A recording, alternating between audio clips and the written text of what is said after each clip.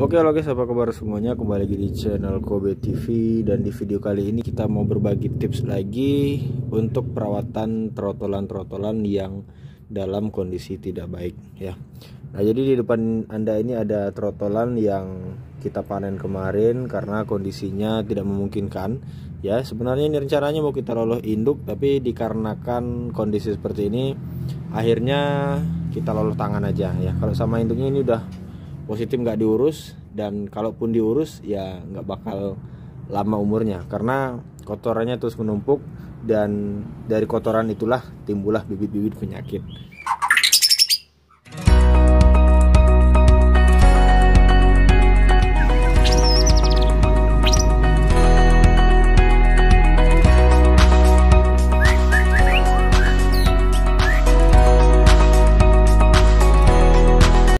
Nah, di sini saya jelaskan dulu kondisi trotolan ini adalah kakinya lemah, dan kemarin juga tulangnya itu sebagian ada yang patah, dan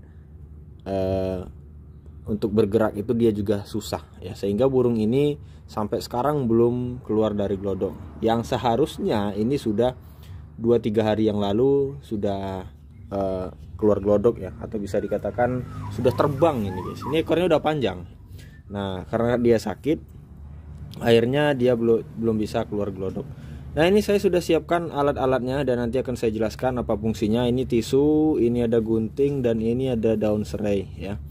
Nah, jadi kali ini kita akan merawat si trotolan ini supaya kembali pulih nantinya ya.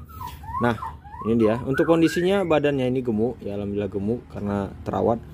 Nah, Anda bisa lihat ini kakinya seperti ini. Ini sudah kita plaster ya, sudah dipen juga supaya kakinya tidak bengkok-bengkok ya. Nah, makanya dikasih ini. Kalau kemarin bengkok guys, makanya kita kasih. Kebetulan patahnya masih lunak, belum keras ya. Karena anakan seperti ini dia cepat pertumbuhan tulangnya ya. Nah, maka dari itu kita harus cepat juga menanganinya. Nah, ini juga ya. Nah, ini sudah kita pen. Yang kaki kanannya bagus, untuk yang kaki kirinya itu kita pen karena kemarin mereng juga. Nah, ini udah kita pindahkan ke sini. Jadi yang penting adalah kondisi tempat dia bersarang ini harus bersih. Ini harus kita bersihkan terus. Kadang saya mengganti tisunya ini sehari itu bisa 5 kali lebih guys ya. Nggak tentu, pokoknya asal udah kotor sudah tidak layak kita ganti gitu ya. Nah, ini kita bersihkan juga.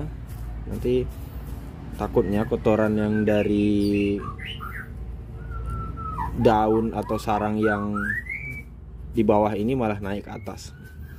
Dah lumayan bersih, barulah kita turunkan terlebih dahulu. Nah, ini saya sudah ada daun serai yang fungsinya adalah untuk merangsang kaki si murai yang lemah tadi ya. Ini kan kondisinya lemah, kakinya bisa bergerak tapi tidak kuat seperti murai normal pada umumnya. Nah, maka dari itu untuk merangsang saraf-sarafnya tadi kita gunakan daun serai ini ya.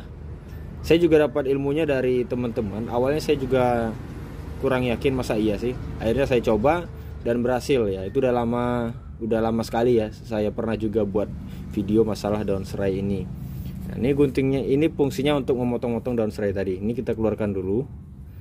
Nah, ini untuk awalnya kita kasih di dia di sana guys, aman. Untuk awalnya kita kasih di bawah sarangnya ya, di bawah tisunya tadi ya. Nah, ini kita gunting-gunting seperti ini ya. Jadi seperti dia ini seperti jadi sarang gitu ya. Nah, potong-potong. Karena kalau saya perhatikan daun serai ini dia panas seperti dikasih balsem gitulah kalau untuk manusia. Saya perhatikan ya. Mungkin teman-teman yang lebih paham bisa jelaskan apa fungsi dari dan bagaimana cara kerja si daun serai ini bisa menyembuhkan ataupun merangsang kaki burung yang lemah ataupun lumpuh. Ya, bahkan dulu saya pernah punya trotolan itu lumpuh total gitu ya. Lumpuhnya itu lumpuh beneran, nggak bisa bergerak, jarinya itu nggak bergerak. Kalau seperti yang tadi kan Anda lihat sendiri jarinya itu masih bergerak. Ya hanya saja kekuatan kakinya tidak seperti trotolan normal pada biasanya. Nah, jadi ada harapan untuk trotolan ini bisa sembuh cepat gitu ya. Sedangkan yang saya katakan tadi, yang trotolan lemah, kakinya yang tidak ada pergerakan, itu bisa sembuh ya. Nah, kemudian saya katakan tadi ini seperti balsam. Kenapa saya katakan seperti itu, panas dan sebagainya?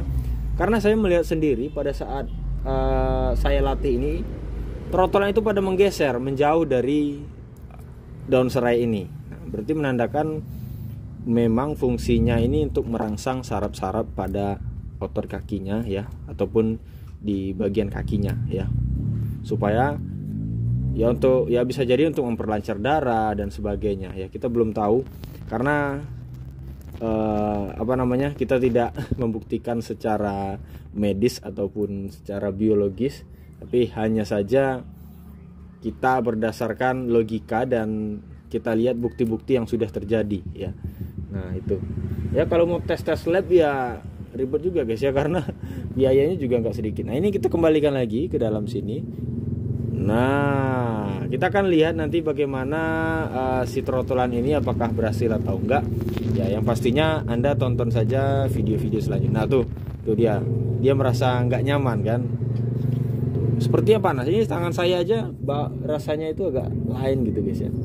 Ya mungkin yang lebih paham silahkan jelaskan dan tuliskan di kolom komentar, supaya kita sama-sama belajar, sama-sama mendapatkan ilmu ya, sama-sama berhasil dan sama-sama bisa mengupas tuntas masalah dalam beternak murai batu ya. Jadi beternak murai batu itu bukan hanya penjodohan, bukan hanya meloloh, tapi hal yang seperti ini juga harus kita persiapkan ya, karena suatu saat bakal terjadi juga ya. Walaupun kita mungkin sudah semaksimal mungkin, kita juga tidak berharapnya seperti ini ya, tapi kita nggak tahu ya bagaimana. Makanya itu kita jaga-jaga, makanya kita harus sama-sama belajar dan sama-sama cari tahu untuk mendapatkan ilmu dan informasi ya. Nah ini bisa lihat sendiri ya, ini dari ekor sebesar ini, sepanjang ini, biasanya ini udah kayak helikopter terbangnya ini ya. Udah mau kayak jet ya. Udah kayak jet, nanti udah sekitar 2 ruas jari ya. Nah, ini bisa lihat sendiri. Ini padahal trotolannya gemuk-gemuk, ini alhamdulillah masih gemuk. Dan juga perhatikan untuk teman-teman sekalian, jangan juga ketinggalan untuk pemberian vitamin, karena vitamin tersebutlah yang bisa membantu si trotolan tetap sehat dan bisa melawan bibit-bibit penyakit yang mau masuk ke dalam tubuhnya ya. Dan saya juga berikan obat-obatan berupa untuk membuat si trotolan ini fit selalu dan terlindungi dari bibit penyakit ya. Ini karena seperti ini kan dia kotor terus ya. Kan kotorannya kalau sudah umur 10 hari ke atas itu kadang nggak bisa lagi dibuang pakai jadi dia udah encer, dia nggak menggumpal lagi ya. Karena kuncinya itu kalau murai sudah keluar glodok, biasanya kotorannya sudah encer ya, tidak menggumpal lagi, dan jadi seperti itu.